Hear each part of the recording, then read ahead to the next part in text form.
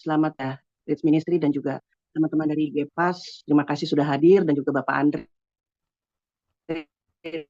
dari Kompas. Terima kasih sudah hadir. Suaranya Saya putus-putus screen dulu kelihatannya. ya sebentar. Suaranya putus-putus kelihatannya. Suaranya putus-putus ya? Waduh. Bentar Pak Andre. Enggak Pak, enggak Bu. Oh, Bu Melani, sudah. saya terima dengan baik. Sudah aman? Baik Bu. sekarang oke, Baik, Bu. sekarang Aman oke. ya? Sekarang oke, good. Sekarang bagus. Oke ya. Ya, silakan. Oke. Cepat. Aduh.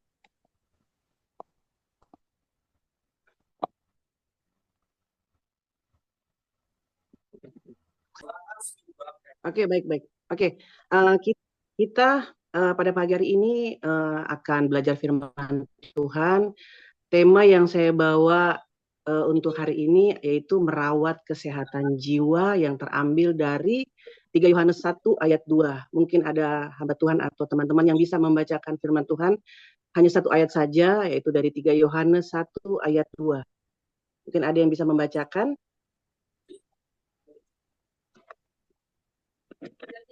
Apakah ada yang sudah mendapatkannya? 3 Yohanes 1 ayat 2 kah? Iya, 3 Yohanes 1 ayat 2 Pak Andre. Oke, selamat pagi. Oke, 3 Yohanes 1 ayat 2. Saudaraku yang kekasih, aku berdoa semoga engkau baik-baik dan sehat-sehat saja dalam segala sesuatu, sama seperti jiwamu baik-baik saja. Amin. Oke, baik, terima kasih Pak Andre. Oke, di sini merawat kesehatan jiwa. Kenapa saya mengambil tema merawat kesehatan jiwa? Karena pada hari-hari ini banyak sekali manusia ya di luar sana itu mengalami gangguan jiwa. Nah, lalu kenapa kita harus merawat jiwa kita tersebut? Karena jiwa itu sangat perlu kita rawat gitu. Karena kalau kita hanya merawat tubuh kita ini, lalu kita tidak merawat jiwa kita, otomatis itu akan berpengaruh dengan tubuh dan berpengaruh dengan roh kita sendiri. Seperti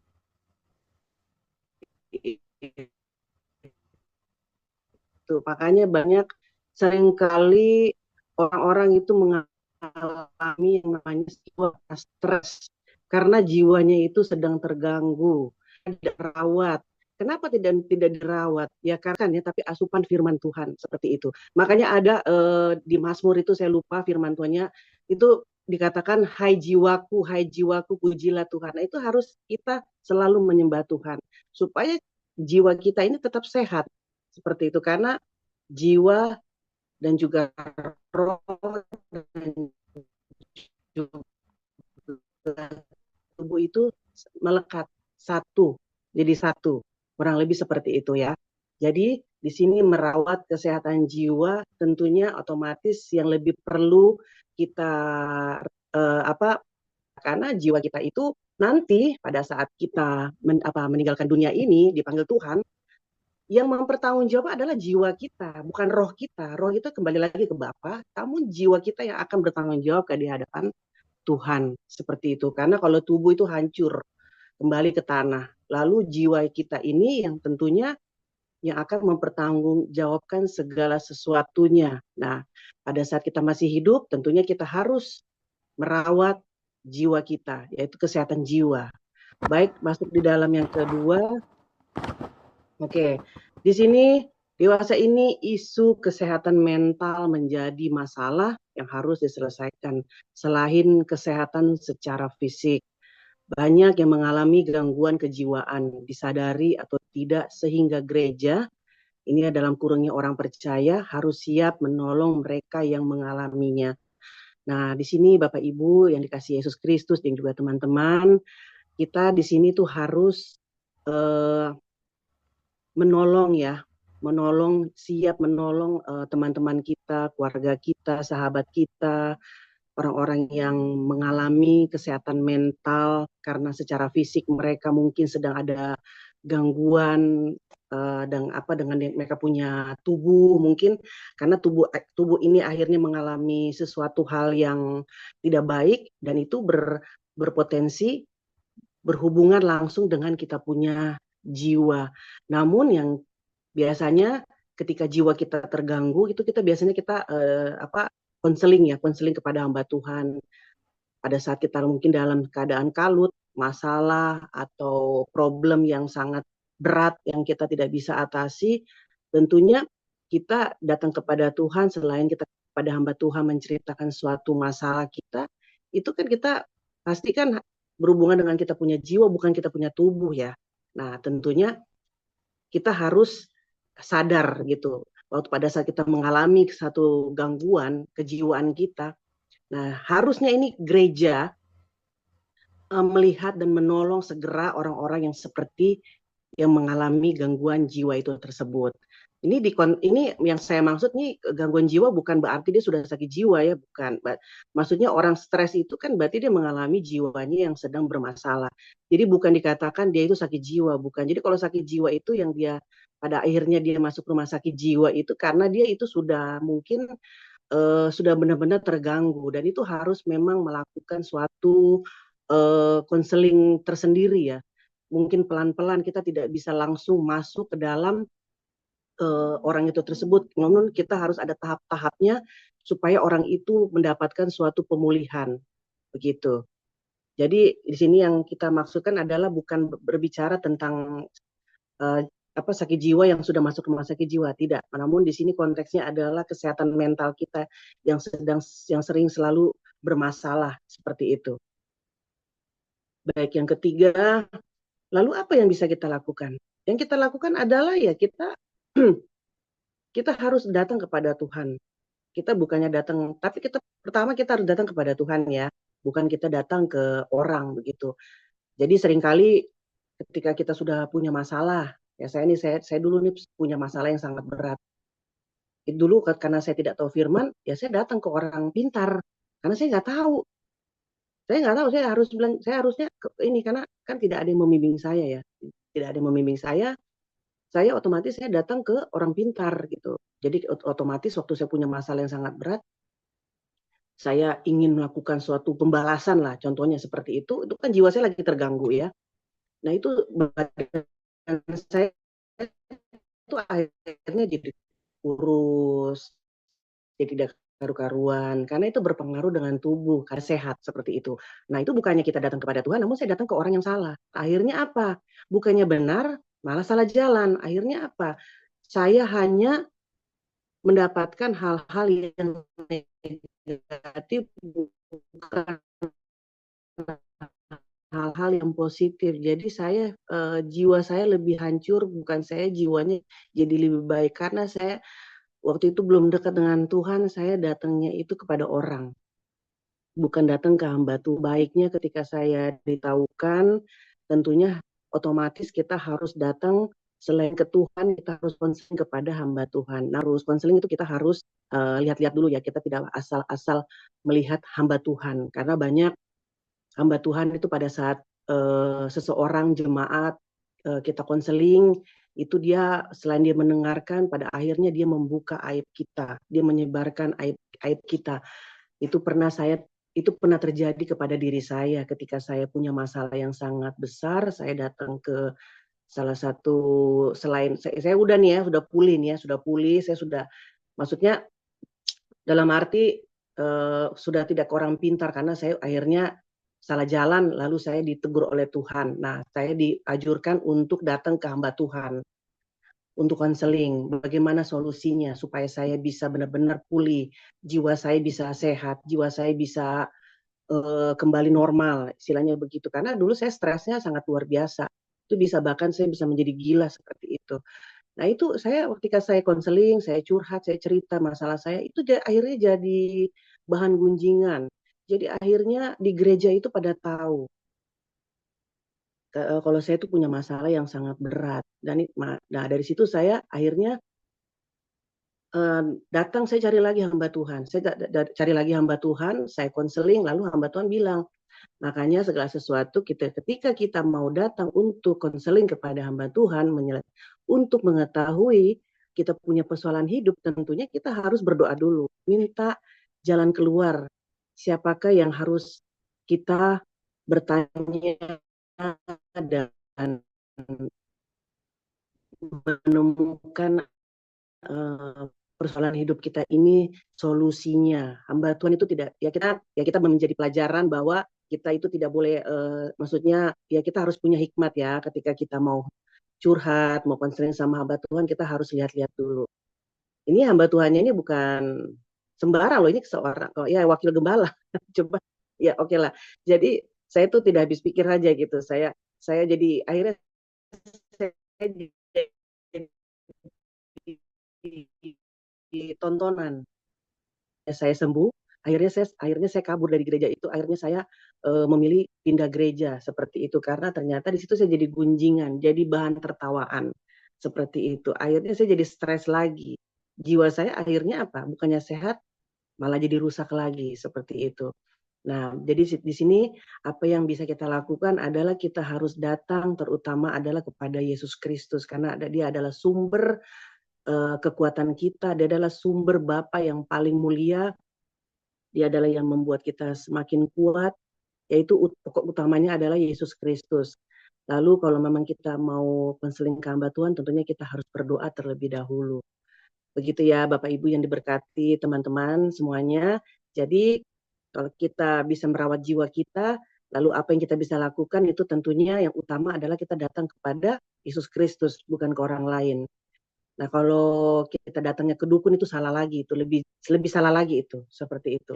Itu bukannya sembuh, itu malah makin memperberat hidup kita, seperti itu. Solusinya itu tidak kita dapati kalau kita datang ke orang yang salah, seperti itu. Contohnya ya yang tadi saya katakan ya,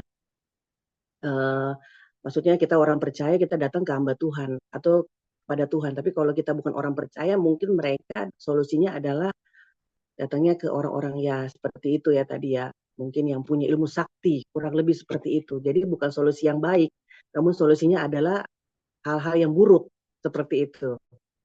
Oke. Yang pertama, menjadi pendengar yang baik.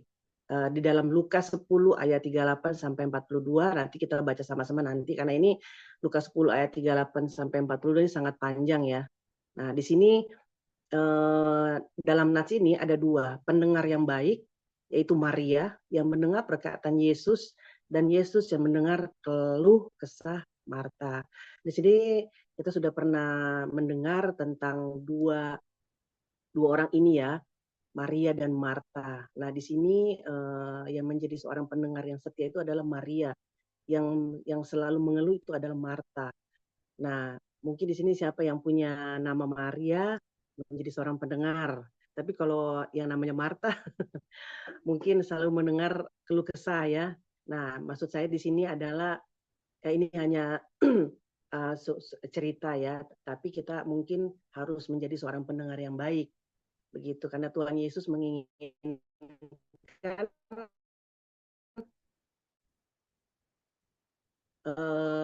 ketika kita mendengarkan firman Tuhan, pendengar, yang itu yang Tuhan inginkan. Di dalam Lukas 10 ayat 38-42 nanti kita akan baca sama-sama, dan karena memang ini sangat panjang mungkin boleh ya supaya kita sama-sama membaca. Lukas 10 ayat 38 sampai dengan 42. Mungkin dari teman-teman RIC ya, RIC mungkin bisa membacakan. Ini kan temanya di sini menjadi pendengar yang baik adalah Maria dan Marta. Ini cerita mereka ya, cerita dua perempuan ini ya, ketika Yesus datang ke tempat mereka. Mungkin ada yang bisa membacakan secara bergantian. Ini Ya, tidak saya terlalu baca banyak. ya, saya baca ya. Boleh? Cuma 5 ayat. Boleh saya baca? Oke, Pak. Oke, perikopnya Maria dan Marta. Oke, boleh Pak, silakan Pak. Ya, perikopnya Maria dan Marta, ini menarik. Ketika Yesus dan murid-muridnya dalam perjalanan, tibalah ia di sebuah kampung. Seorang perempuan yang bernama Marta menerima dia di rumahnya. Perempuan itu mempunyai seorang saudara yang bernama Maria. Maria ini duduk dekat kaki Tuhan dan terus mendengarkan perkataannya. Sedang Marta sibuk sekali melayani. Ia mendekati Yesus dan berkata, "Tuhan, tidakkah engkau peduli bahwa saudaraku membiarkan aku melayani seorang diri. Suruhlah dia membantu aku. Tapi Tuhan menjawabnya, Marta, Marta, engkau khawatir dan menyusahkan diri dengan banyak perkara. Tapi hanya satu saja yang perlu. Maria telah memilih bagian yang terbaik yang tidak akan diambil daripadanya. Amin. Terima kasih.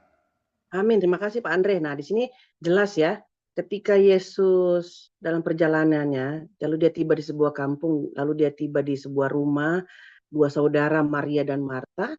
Di sini ketika Tuhan datang, Tuhan kan mungkin tidak perlu dilayani ya, kasak kusuk segala macam. Nah, di sini Maria dia duduk dekat kaki Yesus dan dia mendengarkan segala perkataan-perkataan Yesus. Lalu yang saudaranya Marta ini urusannya mungkin sedang di dapur, mungkin sedang bekerja, beres-beres begitu. Nah ini secara Maria dia sibuk untuk Tuhan, pesan-pesan Tuhan yang disampaikan. Tak mengeluh kepada Yesus seperti yang tadi kita sudah baca.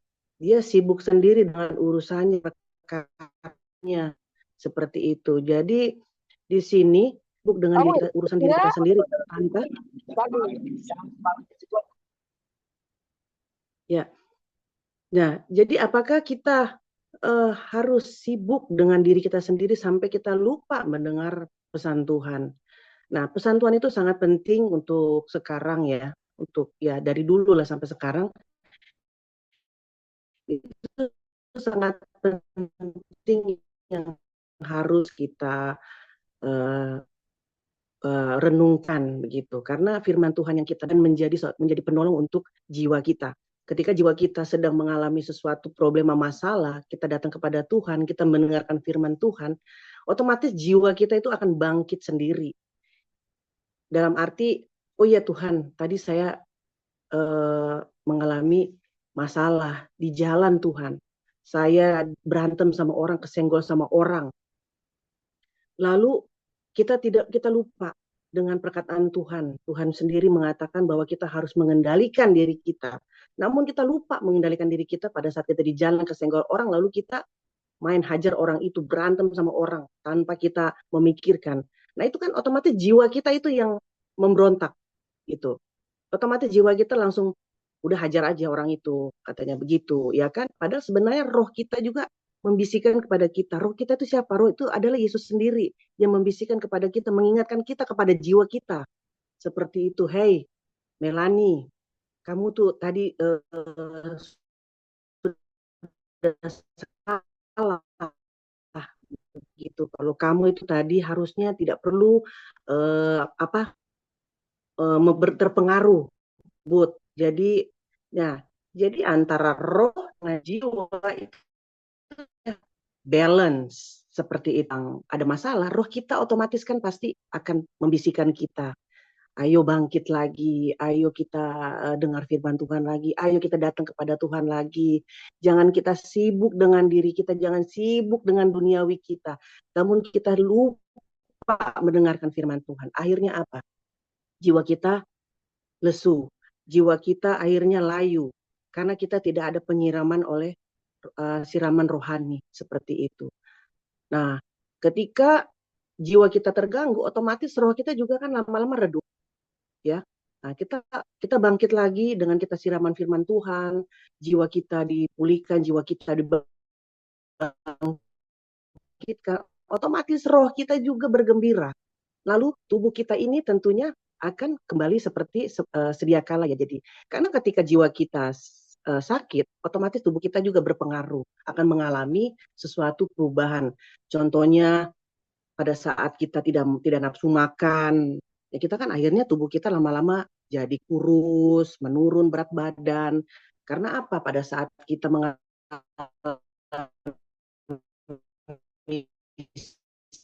stres, masalah, kan kita tidak bisa makan kan, tentunya nggak mungkin orang stres makannya banyak. Itu jarang saya temukan. Biasanya orang stres makanan yang tadinya enak menurut dia tidak enak, begitu akhirnya merusak kepada kita punya tubuh. akhirnya tubuh kita menjadi kurus, menjadi ya rusak lah, otomatis organ-organ tubuh kita ini akhirnya jadi berpengaruh karena jiwa kita ini sedang terganggu. Karena kita kurang mendengar hal yang baik, harus menjadi seperti Maria, seperti itu. Oke, yang kedua, ini tidak banyak-banyak ya saya apa memberitahukan karena supaya kita bisa tanya jawab, mungkin ada yang kurang jelas, mungkin kalau saya cepat mungkin bisa kasih tahu ya. Lalu ini listen ini adalah mendengar. Jangan menolak mereka yang ingin mencurahkan isi hati. Beri ruang lebih luas untuk mereka mengeluarkan unek-uneknya. Sesudah itu kita bisa memberikan tanggapan sebagaimana Yesus menyatakan penilaiannya kepada Marta. Nah, di sini Bapak Ibu kita belajar harus kita mendengarkan unek-unek seseorang, unek-unek para jemaat yang datang kepada kita ya, kepada hamba Tuhan ya, yang mungkin ada jemaat yang mengalami satu masalah, dia datang, Pak Pendeta, atau mungkin Bu Majelis, Penatua, Diaken, saya ini ada problem, saya ada masalah, ini bagaimana caranya? Biasanya itu kalau yang suka datang ke hamba Tuhan itu kebanyakan itu ibu-ibu, saya tahu itu, karena kebanyakan itu kemarin-kemarin itu pendeta tuh cerita itu selalu yang datang itu yang curhat itu kebanyakan ibu-ibu. Jarang bapak-bapak datang curhat itu kepada pendeta. Itu biasanya itu ibu-ibu datang itu biasanya kalau tidak mengadu tentang para suaminya atau anak-anaknya itu biasa seperti itu. Itu sudah sering kali. Jadi pendeta itu harus bisa mendengarkan segala unek-uneknya begitu. Jangan kita pendeta itu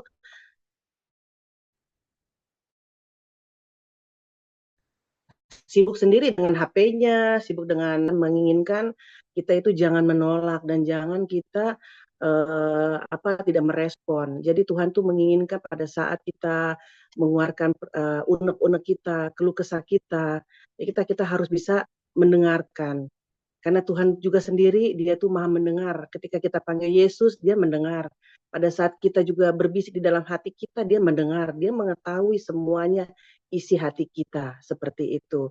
Jadi di sini Yesus menyatakan penilaiannya kepada Marta, bahwa Marta itu kurang mendengarkan ya. Yang banyak mendengarkan itu adalah Maria tersebut.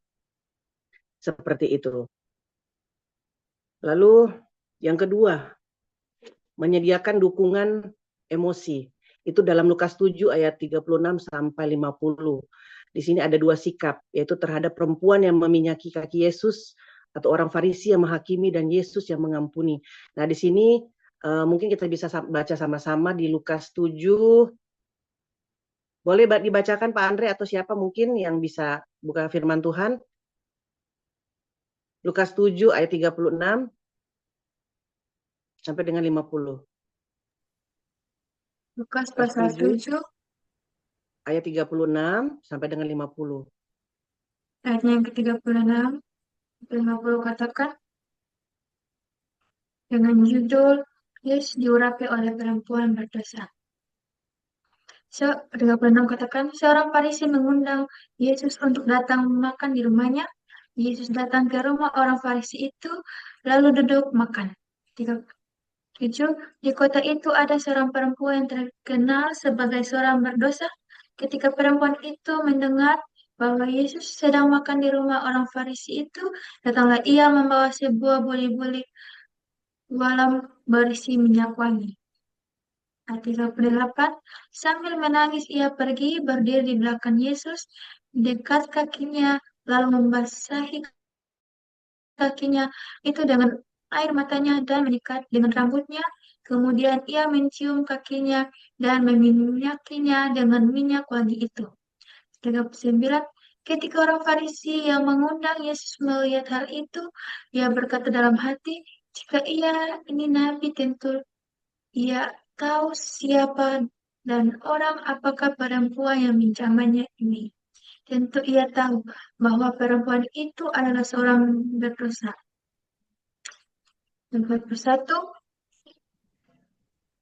lalu Yesus berkata kepadanya, Simon, ada yang hendak kukatakan kepadamu. Sir Simon, katakanlah guru. Ayat 41, ada dua orang yang berhutang kepada seorang pelepas uang. Yang seorang berhutang 500 dinar, yang lain 50. Karena mereka tidak sanggup membayar, maka ia menghapuskan hutang kedua orang itu. Siapakah di antara mereka yang akan lebih dulu mengasihi dia? Yang berpikir, jawab Simon, aku kira dia yang paling banyak dihapuskan hutangnya. Kata Yesus kepadanya, betul pendapatmu itu. Dan 44, dan sambil berpaling kepada perempuan itu, ia berkata kepada Simon, engkau lihat perempuan ini? Aku masuk ke rumahmu, namun engkau tidak memberikan aku air untuk membasuh kakiku, tapi ia membasahi kakiku dengan air mata dan menyikatnya dengan rambutnya. Ayat 45, engkau tidak mencium aku, tetapi sejak aku masuk, tiada henti-hentinya mencium. Maaf, tetapi sejak aku masuk, ia tiada henti-hentinya mencium kakiku. Ayat 46, engkau tidak meminyaki kepalaku dengan minyak, tetapi dia meminyaki kakiku dengan minyak wangi. Minyak wangi. Ayat 47, sebab itu aku berkata kepadamu, dosanya yang banyak itu telah diampuni, sebab ia telah banyak berbuat kasih. Tetapi orang yang sedikit diampuni, sedikit juga ia berbuat kasih. Ayat 48, lalu ia berkata kepada perempuan itu, dosamu telah diampuni. 49, dan mereka yang duduk makan bersama dia berpikir dalam hati mereka, siapakah ia ini sehingga ia dapat mengampuni dosa? Ayat 50, tetapi Yesus berkata kepada perempuan itu, imanmu telah menyelamatkan engkau, pergilah dengan selamat. Amin. Puji Tuhan, saya kembalikan untuk hambanya. Ya, terima kasih Kakak Ira. Terima kasih Kakak Ira. Ya, baik oleh Tuhan Yesus.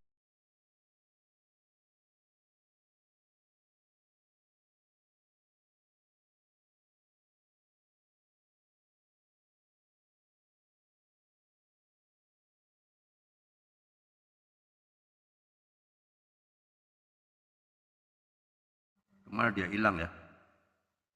Terlempar. Oke. Oh, hilang, waduh. Kamu muncul lagi. Ya, Oh, ada. Ada. Memang jaringannya bentar. naik turun dia. Terus. Ya, lanjut. Melanie, lanjut.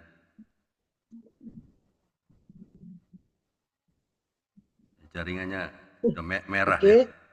ya. Ya, ini firman Tuhan. Suaranya jelas ya Pak Andre ya? Ya, suara oke sekarang. Bagus. Ya.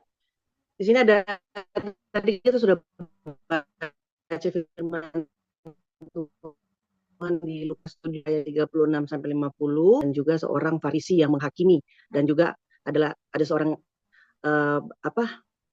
Yesus yang mengampuni. Jadi di sini dua orang ini adalah, yang satu dia itu datang masuk, dia sedang menangis, dia melihat Yesus, dia menyeka kakinya Yesus dengan air matanya, lalu dia menghapus kaki Yesus itu dengan rambutnya. Sedangkan orang Farisi itu terus menghakimi. Lalu kata Yesus yang terakhir kepada perempuan itu, imanmu telah menyelamatkan engkau. Tidak menghakimi perempuan ini karena dia tahu perempuan ini banyak dia menjadi seorang hakim yang langsung bilang kamu berdosa, kamu tidak diampuni, tidak seperti itu. Yesus yang makasih, dia bilang dia mengampuni karena imanmu ada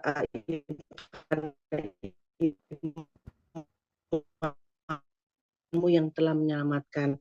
Jadi dia tidak serta merta menghakimi ya.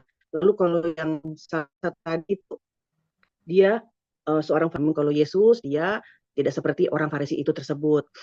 Lalu di sini kita belajar bahwa seorang perempuan ini dia itu sedang mengalami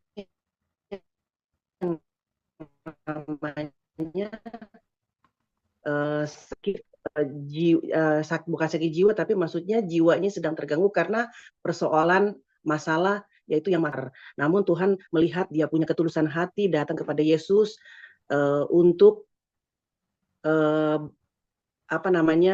bertobat. Jadi dia datang, dia menangis di kaki Yesus itu supaya dia datang minta supaya Tuhan mengampuni segala kesalahannya yang dia lakukan.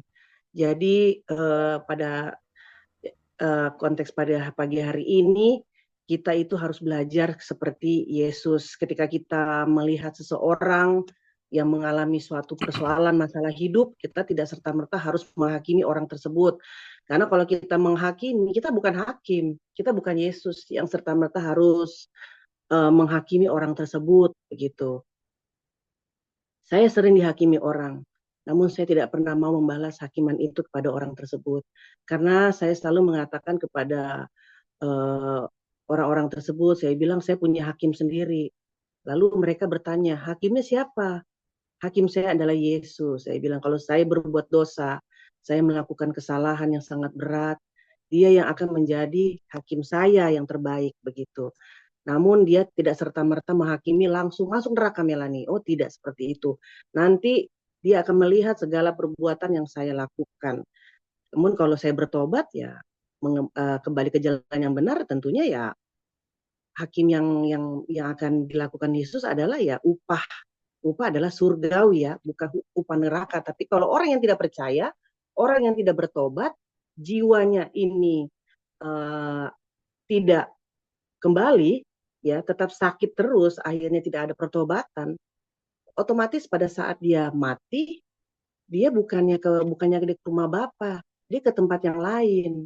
Kita sudah tahu lah ya tempatnya. Karena bagi orang percaya, jiwa yang kita nanti dibawa Tuhan adalah ke tempat yang lebih baik. Namun orang yang tidak percaya, yang tidak bertobat, jiwa yang kita tidak rawat, tentunya akan diambil oleh iblis, seperti itu. Jadi kalau orang yang tidak percaya, tidak bertobat, jiwanya tentu otomatis sudah tahu ke tempat yang sangat menyeramkan, seperti itu. Jadi baiklah kita belajar, kita tidak berhak untuk menghakimi, karena Yesus sendiri dia tidak serta-merta menghakimi seseorang, karena Tuhan melihat hati kita.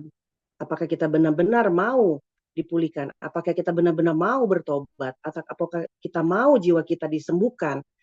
Nah, jiwa kita mau disembuhkan, kita harus kembali kepada firman Tuhan. Supaya firman Tuhan itu tetap melekat kepada kita setiap saat. Ya, biasanya itu hamba Tuhan mengatakan rema, ya. Jadi rema firman Tuhan itu harus melekat kepada kita, kepada jiwa kita. Karena biasanya itu jiwa kita yang selalu meronta-ronta pada saat kita mengalami sesuatu peristiwa seperti itu. Tapi biasanya roh kita yang selalu memberikan suatu hal-hal yang positif. Jadi ketika kita ada problem, masalah, biasa roh mengatakan gini, ayo bangkit, ayo semangat lagi. Itu biasanya itu roh itu suara Tuhan sendiri yang membisikkan kepada jiwa kita. Jadi baiklah jiwa kita ini harus kita rawat seperti itu supaya jiwa kita itu tidak bisa, jadi supaya jiwa kita tidak rusak lah, seperti itu. Baik, yang ini yang terakhir ya. Yang terakhir, di mana mereka yang tidak mengerti persoalan kita bisa jadi bahan cemooh dan sasaran penghakiman manusia. Disinilah perlunya memilih orang yang tepat. Di mata Yesus, persoalan kita akan mendapatkan perhatian dan empatinya, lalu dia menyediakan pemecahan masalahnya. Nah, di sini kita belajar bahwa banyak orang yang melakukan penghakiman dan mencemooh persoalan hidup setiap manusia.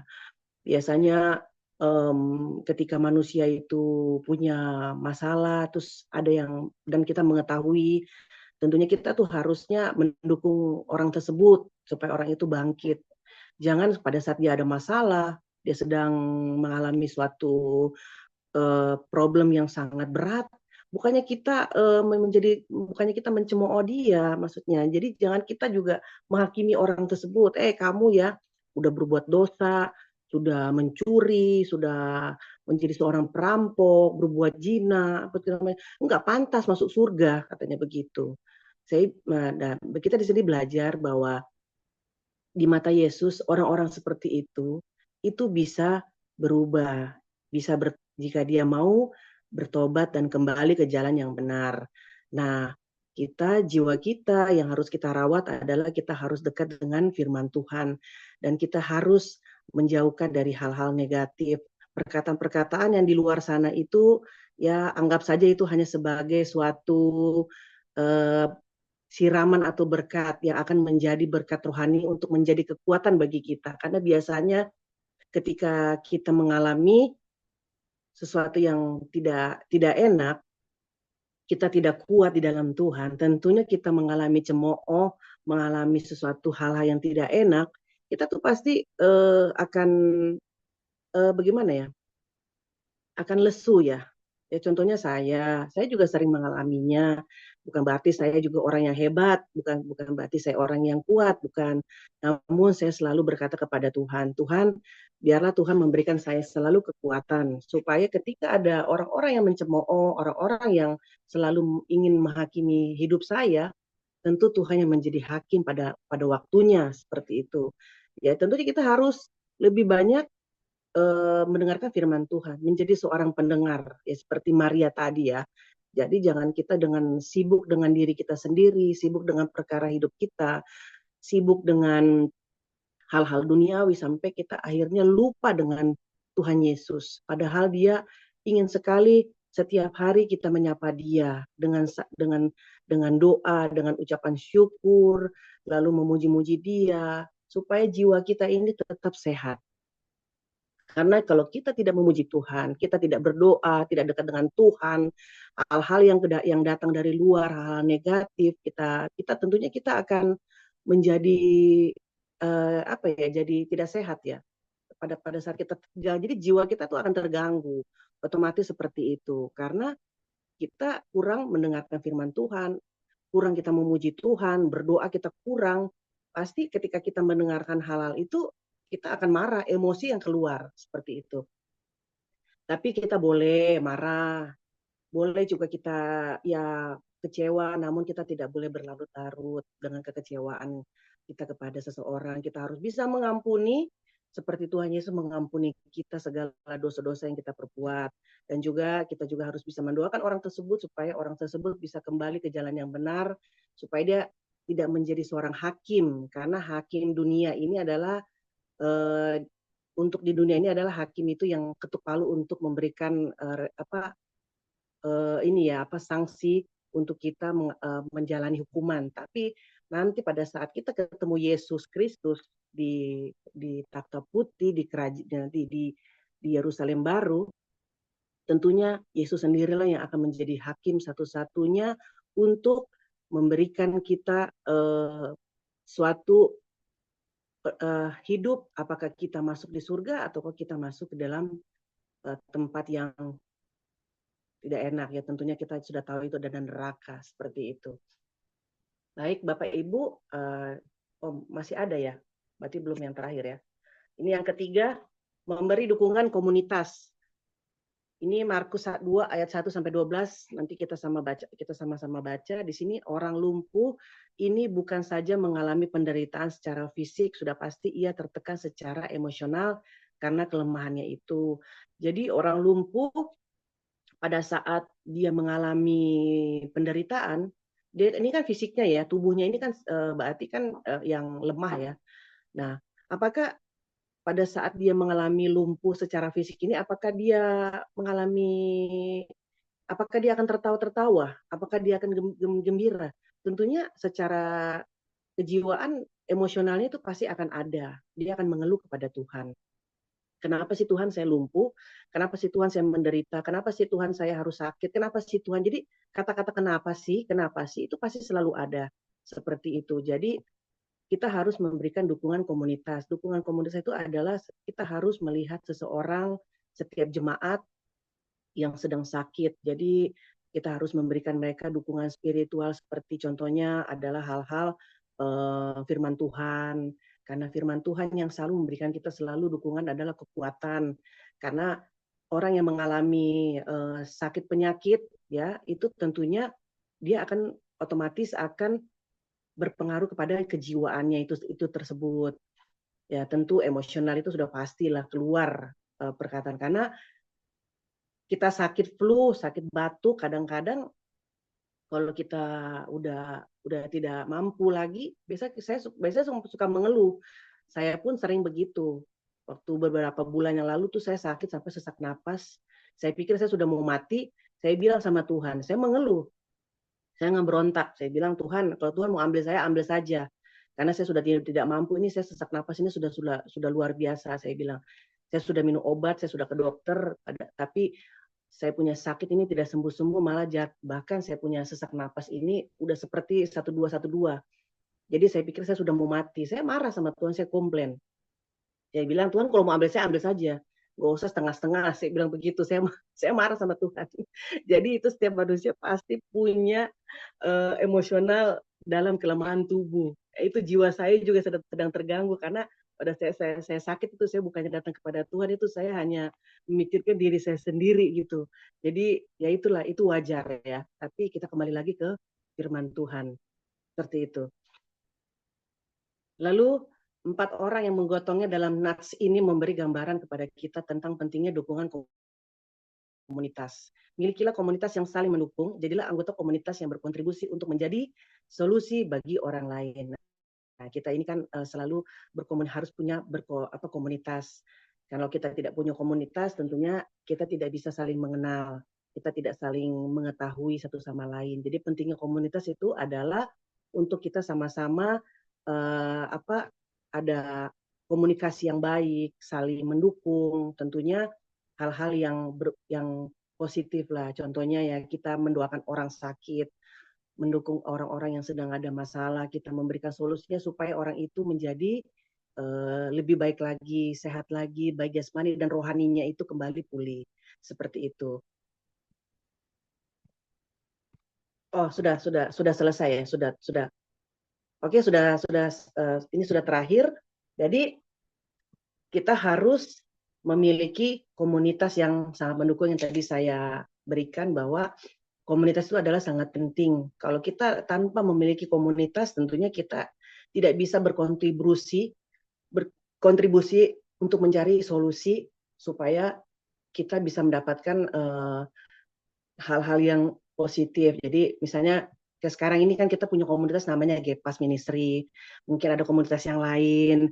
Nah, di situ kita bisa melihat hamba-hamba Tuhan yang selalu memberikan kita kekuatan oleh firman Tuhan. Kita bisa melihat dari situ, kita bisa minta dukungan secara kerohanian kita. Mungkin pada saat rohani kita lemah, kita datang ke hamba Tuhan, kita minta dukungan doa supaya jiwa kita ini bangkit lagi, supaya jiwa kita ini tentu lebih kuat lagi untuk menghadapi suatu masalah. Baik Bapak Ibu yang diberkati oleh Yesus Kristus dan juga teman-teman semuanya yang sudah mendengarkan firman Tuhan pada pagi hari ini, biarlah firman Tuhan yang kita dengar bisa menjadi rema, bisa memberikan kekuatan bagi kita semua, sehingga kita tetap harus merawat jiwa kita, merawat kita punya tubuh, sehingga antara tubuh, jiwa dan roh kita bisa ada keselarasan, sehingga kita tetap kuat di dalam segala hal. Terima kasih, kita sudah mendengarkan firman Tuhan dan Yesus memberkati. Mari kita satu di dalam doa.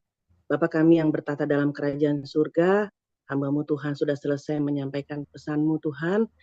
Jika kami mempunyai kekurangan Tuhan dalam menyampaikan pesan-Mu Tuhan, kami mohon ampun segala dosa dan kesalahan kami ya Tuhan.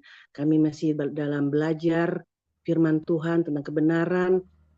Biar Tuhan Engkau selalu memakai kami semua Tuhan, anak-anak-Mu Tuhan, untuk menyampaikan pesan-Mu Tuhan, sehingga firman Tuhan yang tertanam di dalam jiwa kami ini Tuhan akan tetap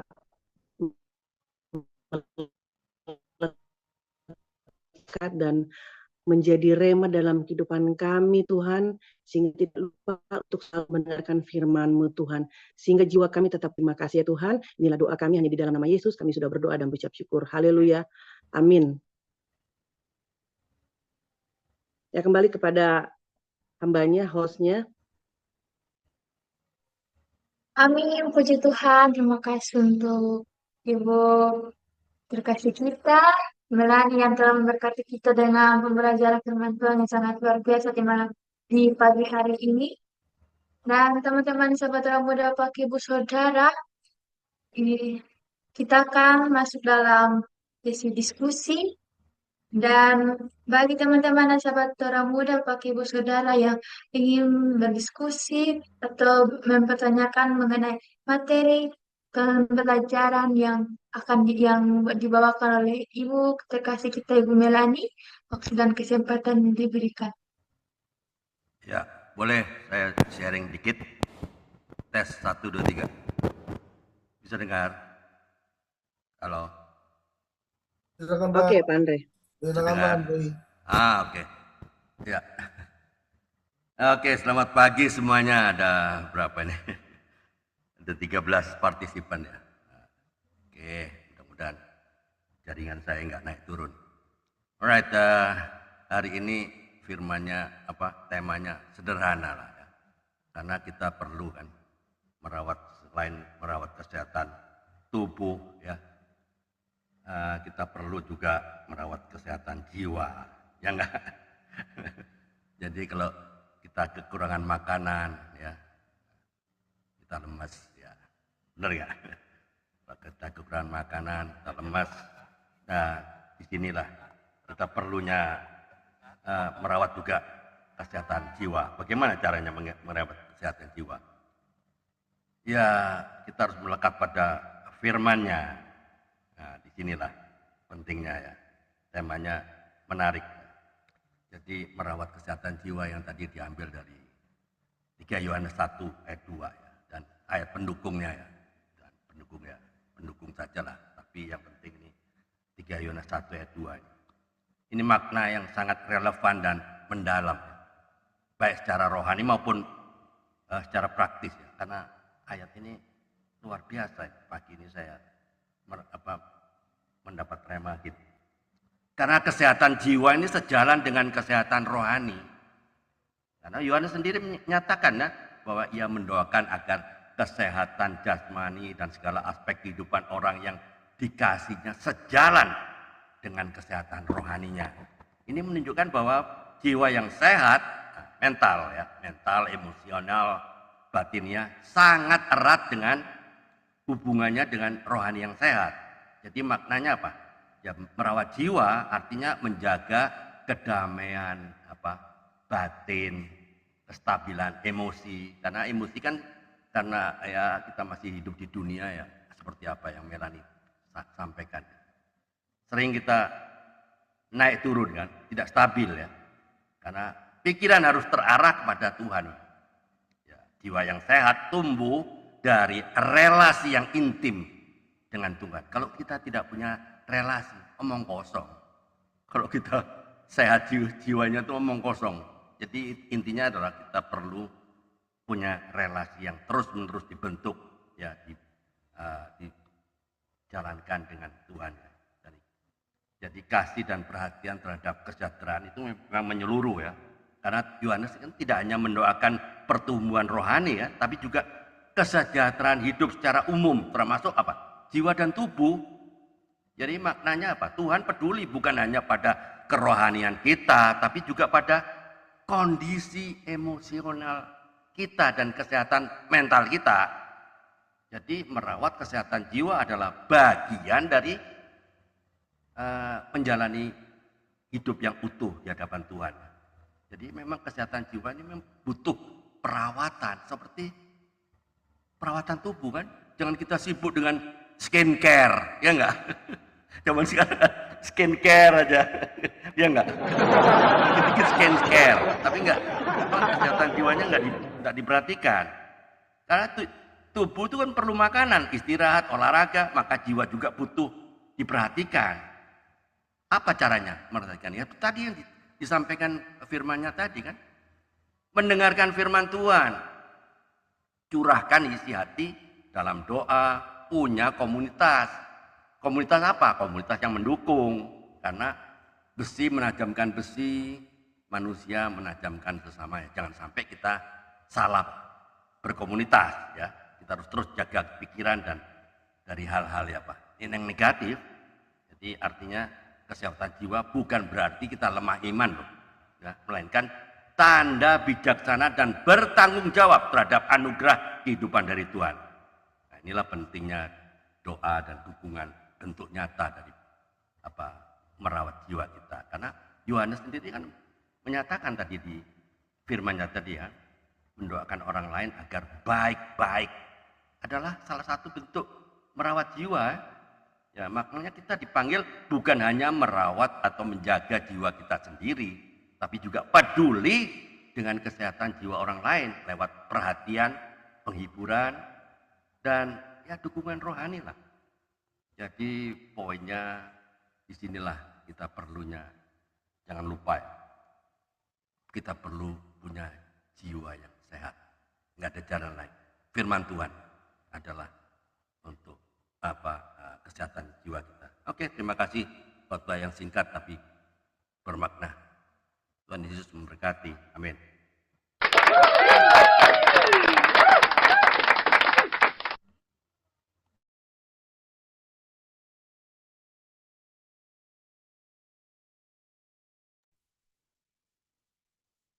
Silakan host yang ambil alih. Sudah selesai saya. Baik, kami puji Tuhan, terima kasih untuk Pak Andre.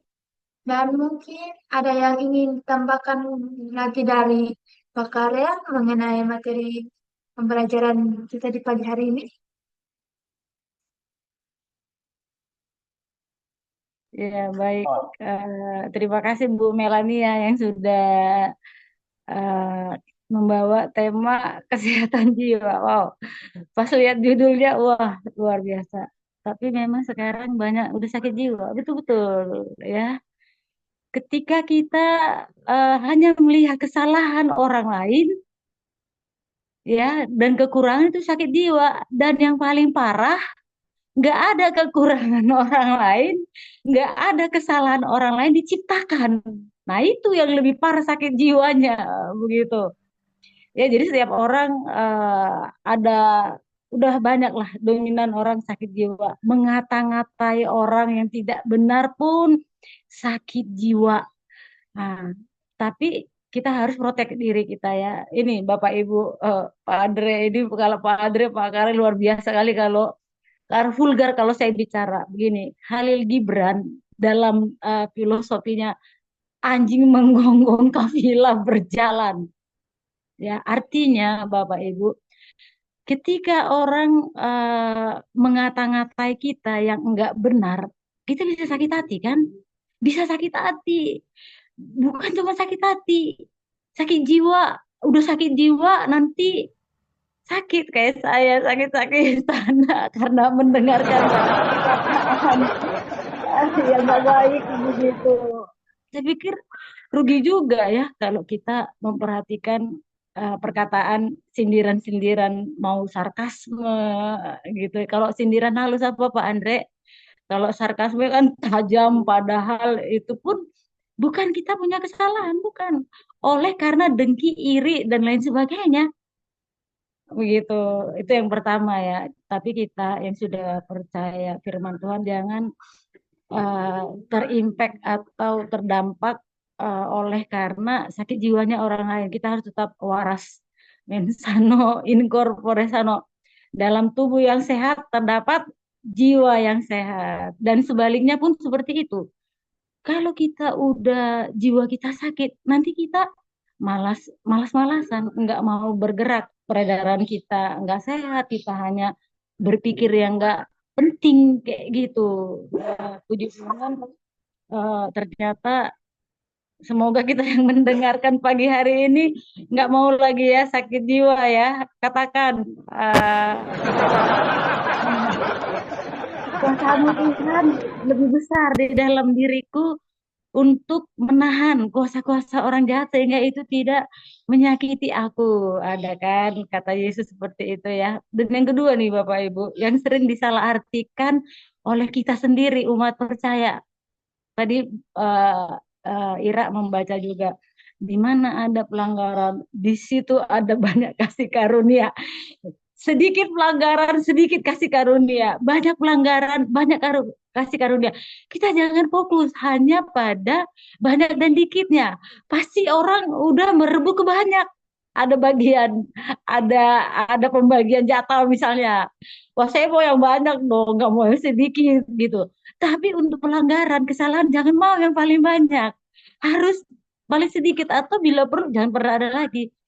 Firman Tuhan berkata Yesus berkata ketika ia sudah mengasihi aku, dia akan menuruti perintahku begitu. Jadi udah tipis atau kecil kemungkinan orang percaya itu meleset dari jalan-jalan Tuhan. Sedikit, percaya deh.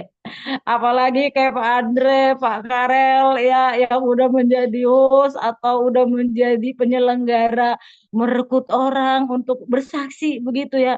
Dan kita semua ini ya Apolos juga, Ira dan lain-lainnya, Eri, Ari, Rustin, apalagi Pak Dokter Saud kemana-mana itu.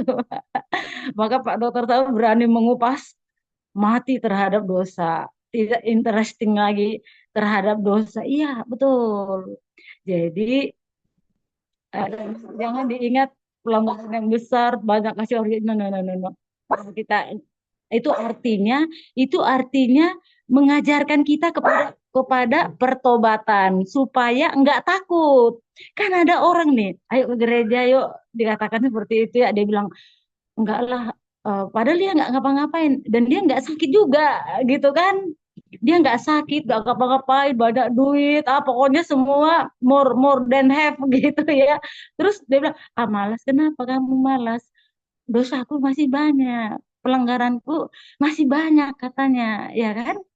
Jangan. Nah, itu firman Tuhan itu cocok kayak. Jadi di mana ada banyak pelanggaran, di situ ada banyak kasih karunia. Itu cocok ayatnya kita sampaikan. Ini bukan bukan bukan apa-apa ya, Bu Melani ya.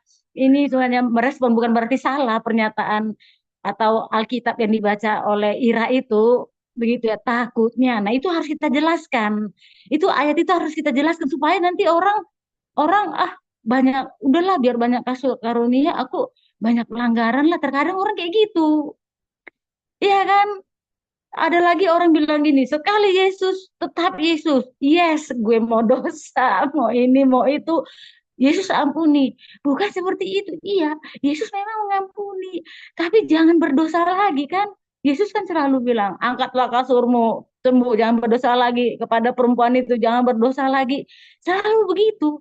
Selalu Tuhan mengingatkan ketika dia melakukan mujizat, jangan berdosa lagi supaya tidak datang yang lebih lebih lebih ini lagi, lebih sakit atau lebih berat kayak gitu ya. Kita kan mengasihi jiwa-jiwa kan. Jadi kita harus ayat Alkitab harus kita terangkan sejelas-jelasnya ya, sejelas-jelasnya supaya mengerti begitu ya Bapak Ibu. Oke, demikian dulu ya supaya kita saling terbangun nih ya. Jadi kita harus menjelaskan firman Tuhan sedetil-detilnya. Nanti buat dosa diampuni iya, tapi hari-hari esok nggak ada yang tahu Bapak Ibu. Ketika ajal menjemput karena dia menunda-nunda hari esok, kematian lah katakannya, itu bahasa umum yang saya bawa ya. Ketika dia tidak mempersiapkan dirinya, nanti kata Tuhan, saya tidak kenal kamu. Artinya kita harus selalu berbuat baik setiap saat seperti kelima perempuan bijaksana itu. Mau datang Yesus, mau nggak ada, tetap berbuat baik sama dengan tuan rumah atau pelayan yang baik. Siapakah yang mau menjadi pelayan yang baik? Artinya ketika pemilik kebun itu atau kayak kita lah di dalam dunia sehari-hari, ketika kita bekerja di sebuah perusahaan, instansi, atau bahkan di sebuah toko sekalipun, kita harus bekerja dengan baik ketika ada ownernya, ketika ada manajer kita, ketika ada pemimpin kita, kita harus selalu berbuat baik supaya supaya kita dinilai baik. Kan ada orang bilang gini ya, saya pernah dengar orang Dan saya pernah melakukannya Bapak Ibu. Waktu di sekolah, saya SMA kayak asisten bahasa Inggris lah. Aku tuh malas bahasa Inggris, PMP, biologi saya itu waktu SMA. Bahkan dari SD kelas 3 saya udah juru tulis ke depan. Jadi Bapak Osaragi ini laki-laki, tapi dia kalau ada event-event pernikahan dia menjadi apa namanya, menjadi organizer begitu, dan dia nanti merangkai bunga, membuat panggung. Jadi dia nitip ke saya Bapak Ibu, Teti tulis dulu nanti ini sampai exercise di papan tulis. Saya lagi malas, ini pengakuan nih ya. Saya lagi malas nih. Eh, Pak Osa lagi masih lama mau datang, kita main-main yuk. Yang lainnya ke kantin, di situ ada juga perpustakaan. Kalau saya ke perpustakaan gitu. Tahu nggak Bapak Ibu, Pak Osa lagi nggak lama datang. Kami semua ada di luar kelas. Yang dimarahin siapa? Saya. Ya kan? Karena saya udah dikasih kepercayaan disuruh mencatat. Nah, begitu kita kalau di kantor atau di perusahaan kita dikasih sebuah kepercayaan tapi kita tidak merawatnya dengan baik, kita yang dimarahin Bapak Ibu. Sama dengan Yesus. Ketika Yesus mempercayakan kita menjadi, ya katakanlah dia seorang gembala, dia seorang pendeta, atau dia seorang penginjil, itu pasti Tuhan bukan hanya karena bertitel ya, seperti ini pun kita dikasih Tuhan kepercayaan. Saya dikasih Tuhan kepercayaan sebagai ketua. Pak Andre, Pak Dokter Saud, semua kita yang di sini yang menyampaikan firman Tuhan, kita semua ini kebagian loh menyampaikan firman Tuhan. Nah, di saat kita ada Tuhan kasih untuk menyampaikan firman, kita pakai semua talenta kita untuk membawa banyak jiwa, kayak gitu ya, membawa jiwa untuk pada pertobatan. Nah, Yesus pun menginjil, bertobatlah karena kerajaan Allah sudah dekat. Jadi kita mencontoh, meneladani Yesus sebagai guru, ya, guru ingarso singklodo ing madio mangun korso tutpuri handayani. Yang harus kita ingat, ketika kita menjadi pemimpin, kita menjadi panutan. Ketika kita menjadi apa, setara dengan apa, kayak bridge antara yang dipimpin, ya, kita harus mengasihi. Kita harus taat kepada pemimpin kita, kepada yang di bawah kita. Kita harus mengasihi ketika kita ada di posisi pengikut, di barisan paling belakang. Kita manut sama yang di depan-depan kita. Makanya tanggung jawab kita sebagai pemimpin Ingarsa Tundodo ya harus bisa dipertanggungjawabkan Bapak Ibu. Seru banget ini tema ini ya, mengajar kita supaya kita tetap setia juga, supaya kita asuh ya, asuh asi. Kalau di Batak ada lagi Bapak Ibu yang sama dengan asa asuh asi, yang sama dengan ingar, apa tadi yang pertama apa? Ingarsa sungkolodo, ingmadio mengingarsa tuturi hanali. Somba marhula-hula, eh, elek marboru. Terus apa lagi Pak Dokter Saud? Somba marhula-hula, nana mardongan tubuh, elek marbolu. Sama atasan, terus ada lagi pimpinan, terus ada lagi bagian tengahnya kan kayak gitu ya. Terus ada lagi apa eh, bawahan staff, ada big boss, ada bos, ada staff-staff begitu ya. Nah, budaya-budaya kayak gitu pun harus kita pertahankan, kita pelihara juga. Jadi kepada pemimpin kita harus taat. Kepada yang setara dengan kita harus saling menghargai. Pada yang di bawah kita harus mengasihi asa asu asih lestari negeriku, ya kan, lestari bumiku, kita bisa berkata lestari rumah tanggaku, keluargaku, pelayananku, organisasiku. Kalau kita menerapkan seperti itu, Bapak Ibu. Oke, thank you. Tuhan Yesus memberkati kita semuanya. Aku keluar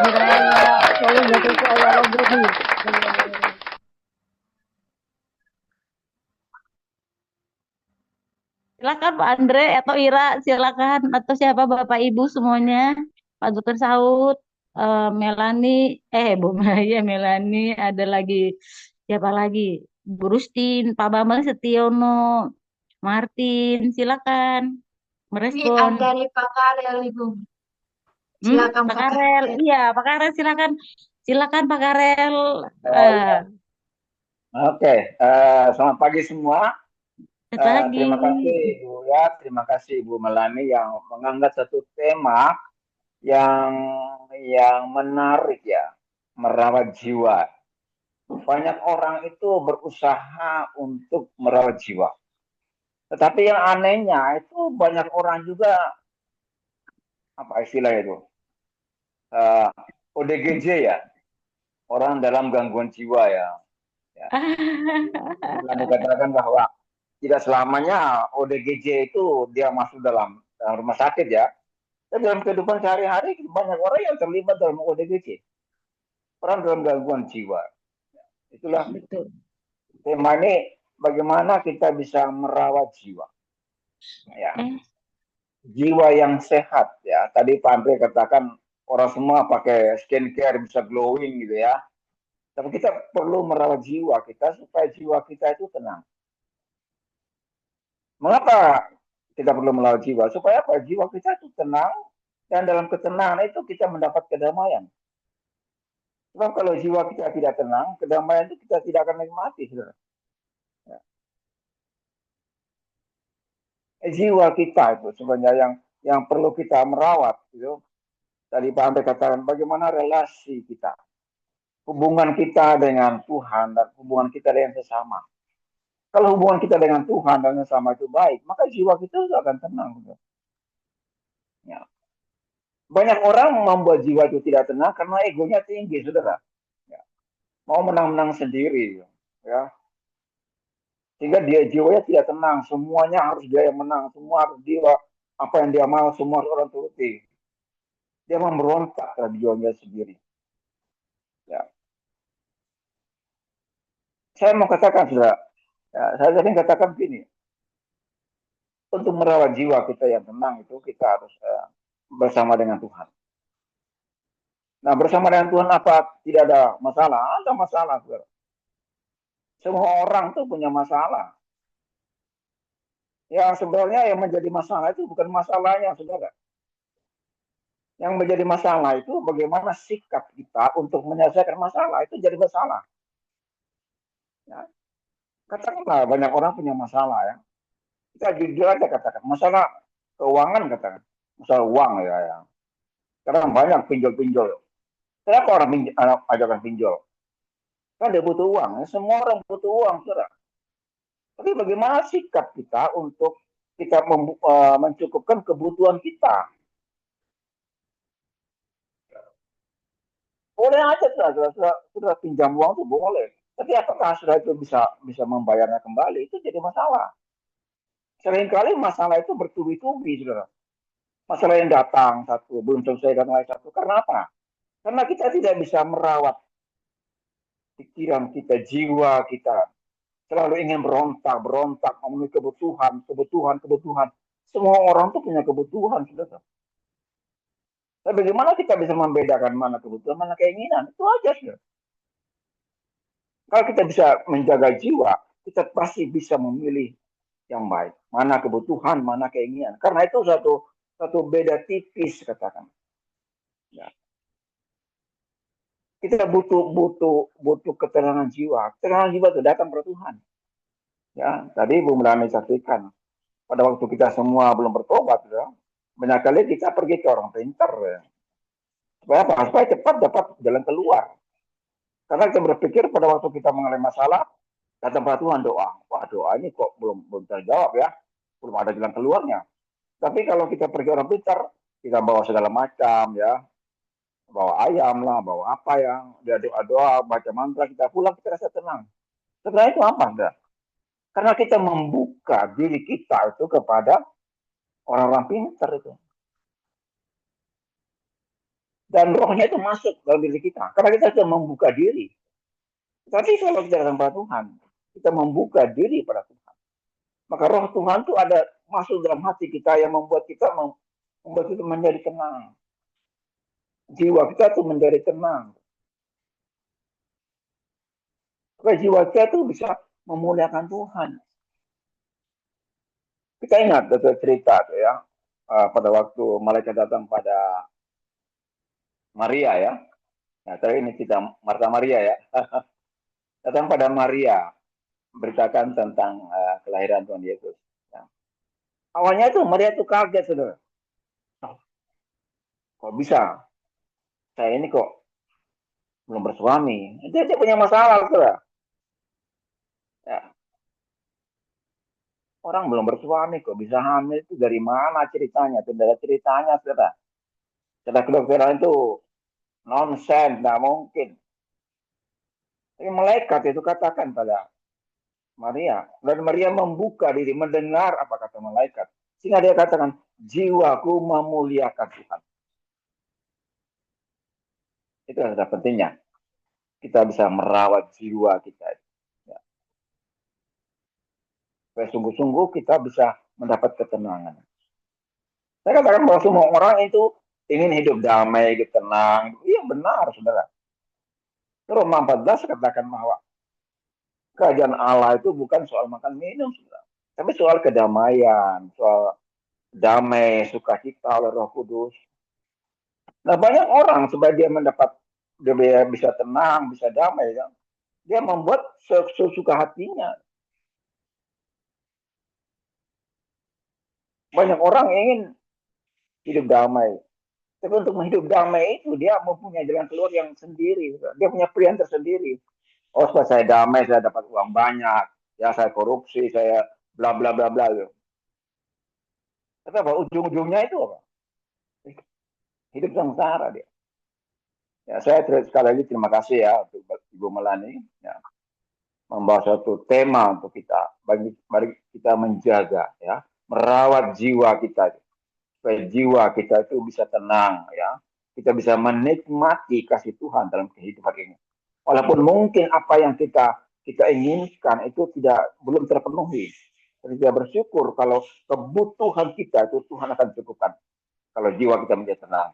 Terima kasih Ibu Melani. Terima kasih semua. Selamat pagi. Tuhan berkati kita.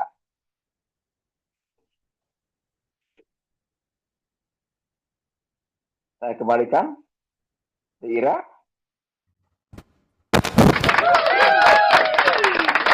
Amin, puji Tuhan. Terima kasih untuk Pak Karel yang telah menambahkan dari materi pembelajaran dari kita Ibu terkasih kita Ibu Melani. Baik mungkin juga dari Pak Dr. Saud.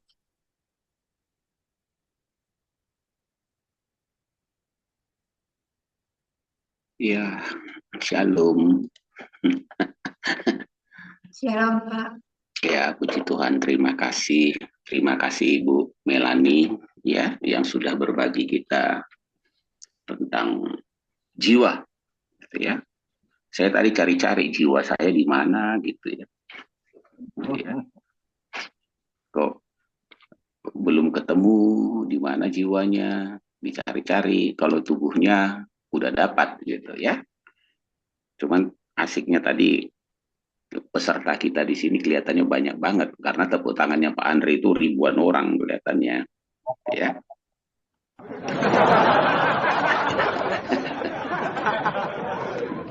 Ya puji Tuhan, bicara tentang kesehatan jiwa itu di dalam dunia kesehatan, kerohanian dan psikologis gitu ya.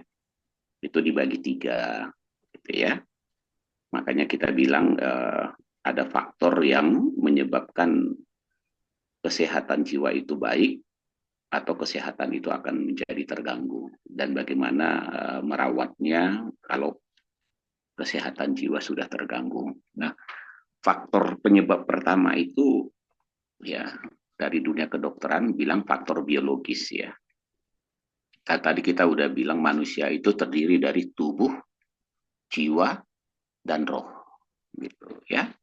Nah, kita sudah disentuh tentang dari sudut rohani dan juga sudah dicoba dengan psikologis rohani gitu ya.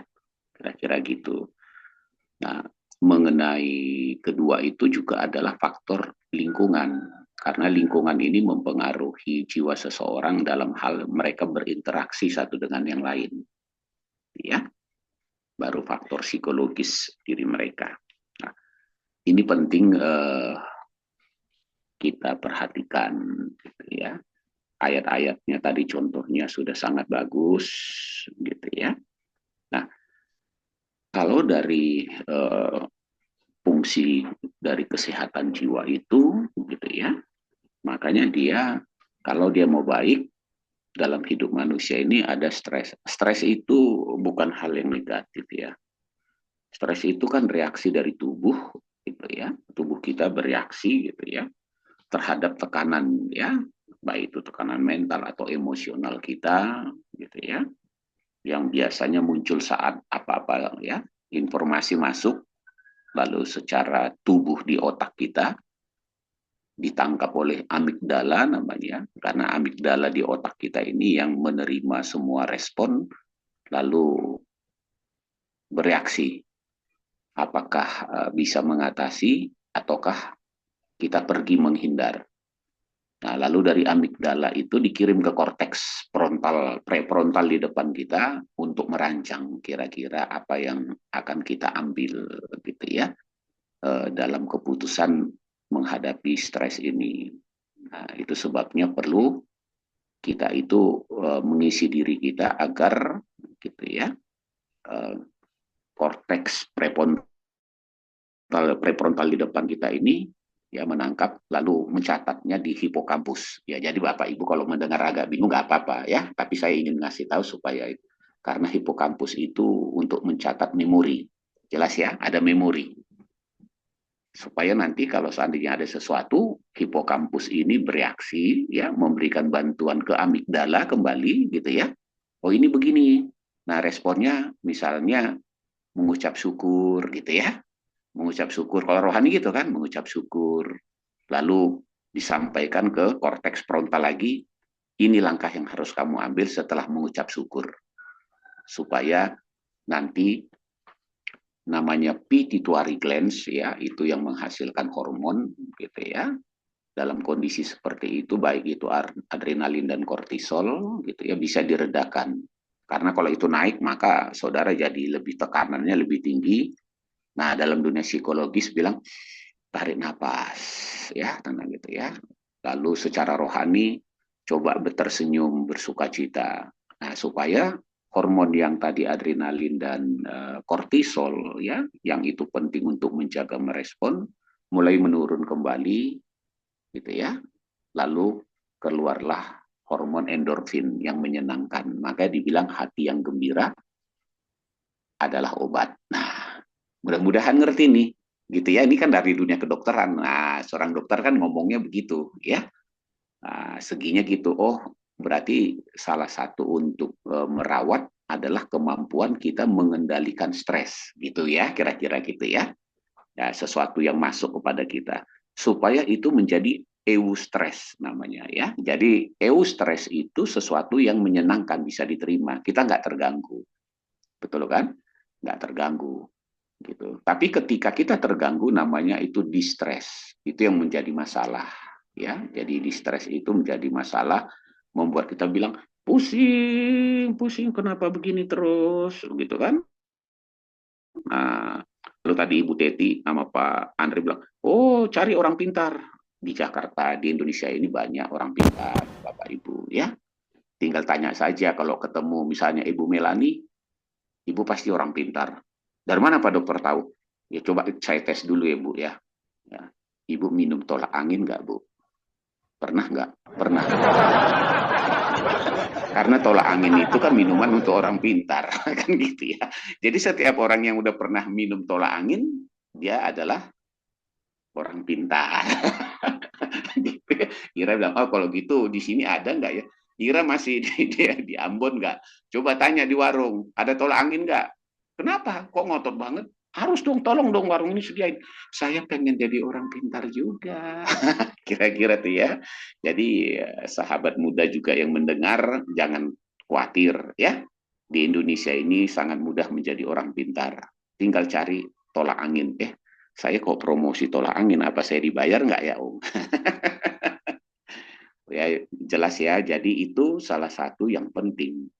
Sehingga jadi dari sudut pandang iman Kristen, kesehatan jiwa itu hampir sama dengan pandangan kesehatan jiwa psikologis, ya, dan juga dunia kedokteran. Karena apa?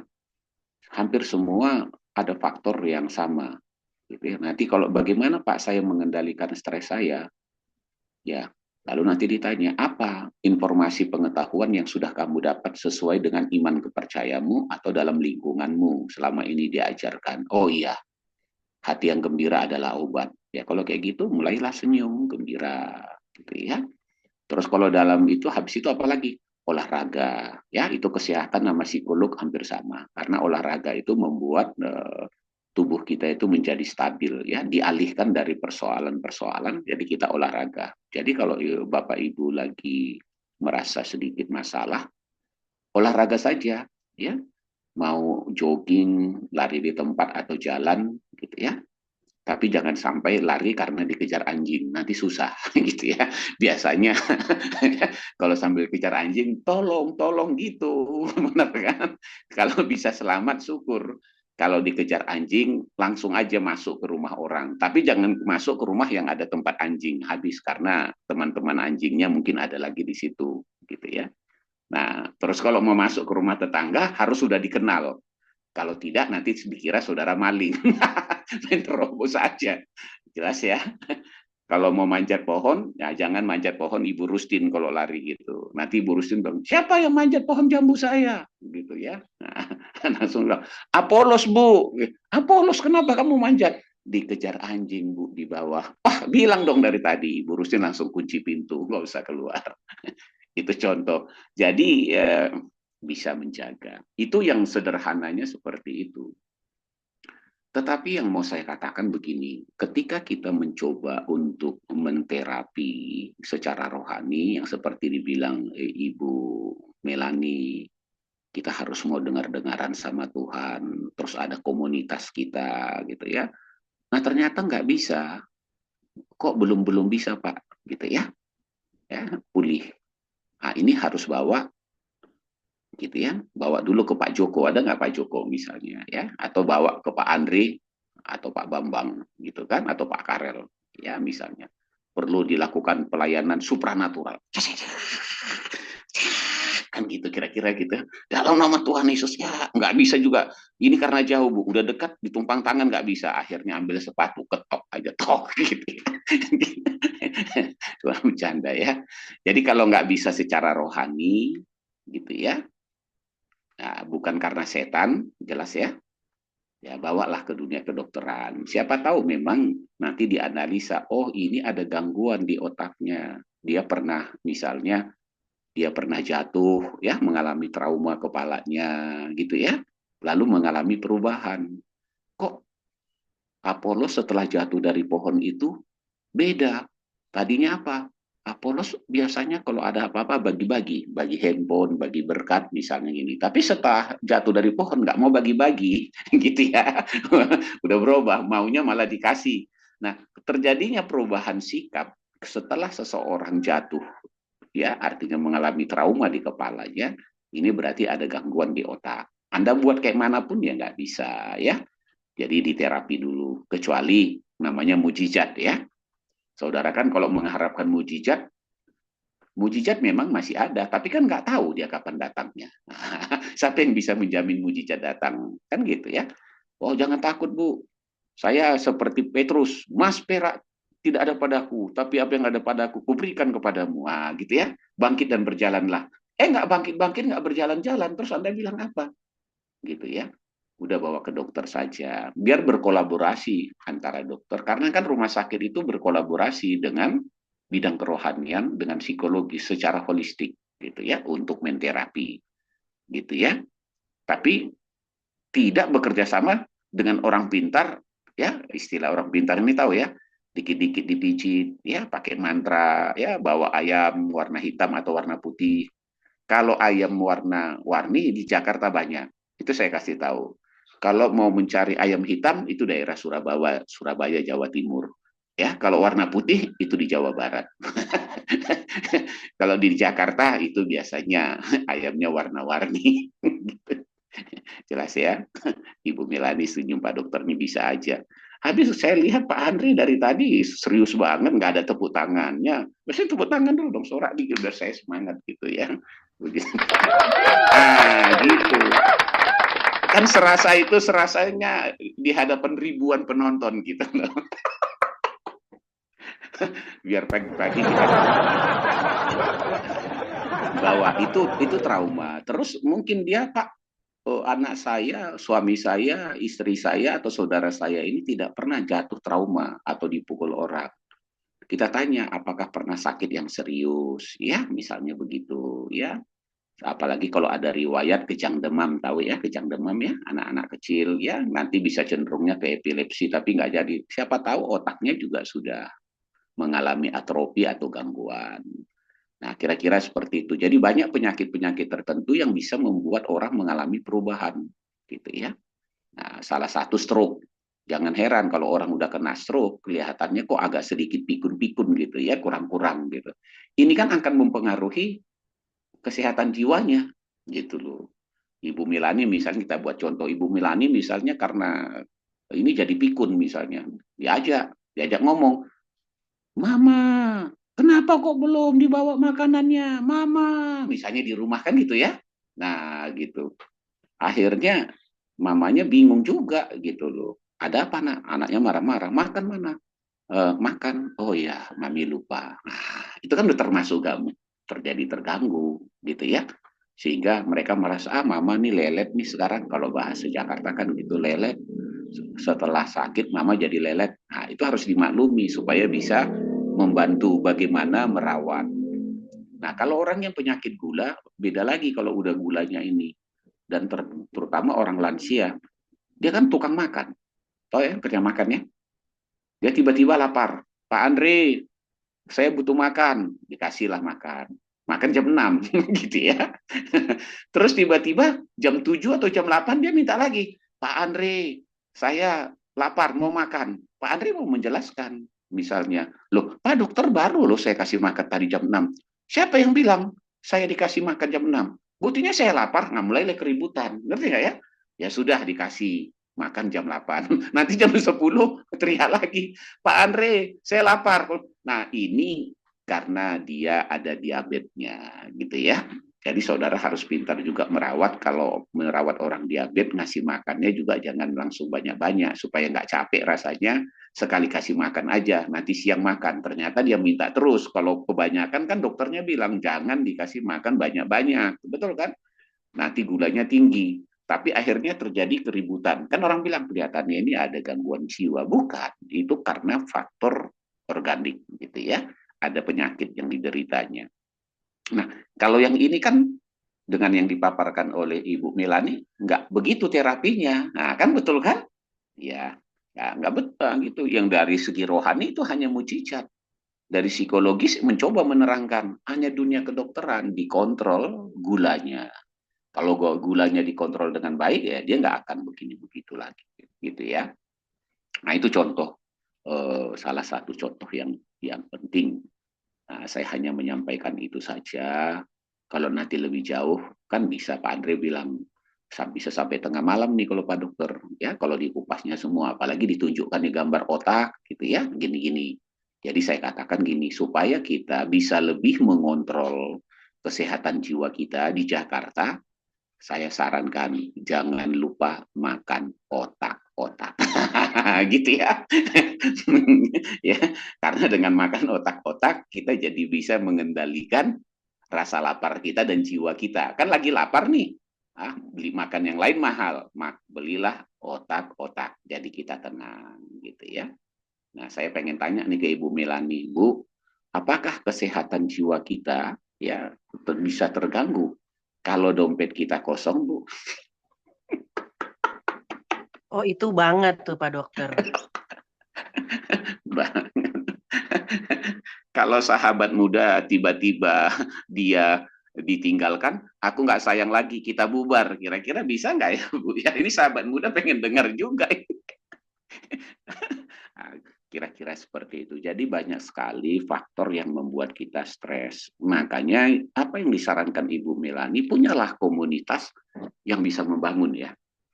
Bukan komunitas yang malah, makanya kan udah saya bilang malah mengintimidasi ya. Jangan, tapi yang membangun, yang bisa menerima kita apa adanya tanpa mempersalahkan. Tidak ada di situ yang namanya judge. Bukan judge-nya Pak Karel ya. Judge-nya Pak Karel lain. Ya, ya tidak ada judge menghakimi gitu ya. Nah, yang tidak ada jas gitu ya. Kalau mau ada jas ya pinjam aja Pak Karel, pinjam jasnya lah gitu ya. Jangan pinjam kepada wanita karena wanita tidak punya jas, namanya lain. Pak Apollo sudah tahu. Oh ya beda ya Pak ya. Wanita nggak pakai jas gitu ya. Oke, saya rasa itu. Terima kasih, Tuhan berkati. Mari keseimbangan tubuh, jiwa dan roh kita perhatikan. Makanlah yang sehat, tidurlah yang cukup, olahraga gitu ya. Terus secara rohani baca firman Tuhan, lakukan iman kita, doa kita perkuat. Secara psikologis bergaullah dengan orang-orang yang baik yang bisa mendukung kita. Tuhan Yesus memberkati. Tepuk tangannya Pak Andri, karena tepuk tangannya Pak Karel nggak kedengaran. Nah,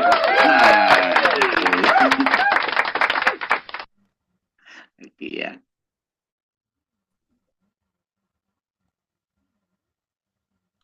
Ira, ayo nak, gitu ya. Ini Ira Kesia ini salah satu putrinya daripada Ayub, ya. Nah, karena Kesia itu namanya putrinya Ayub. Oke, masih ada Ira. Nah, Ira lagi serius sekali. Ini ke Ibu Teti, silakan Bu Teti, gitu ya. Atau Ibu Teti juga lagi goreng-goreng, jangan sampai salah goreng. Ya, nanti kocok nanti kalau ditinggal. Ya.